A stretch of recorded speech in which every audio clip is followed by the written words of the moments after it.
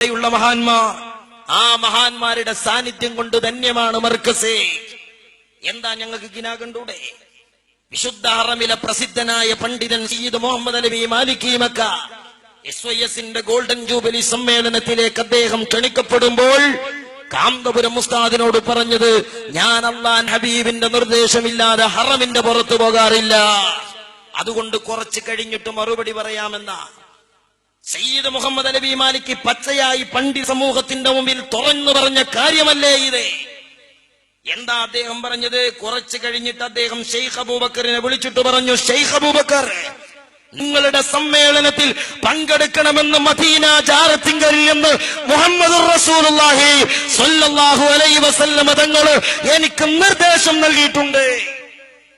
വിശുദ്ധ ഹറമിലെ പ്രസിദ്ധനായ പണ്ഡിതൻ മുഹമ്മദ് അലവി മാലിക്കി മക്ക ഇത് പറയുമ്പോ ഞങ്ങൾക്കത് വിശ്വസിക്കാന് കൂരിയാടി നദിയുടെ ചീട്ട് കിട്ടോ ചങ്ങാതിമാരെ?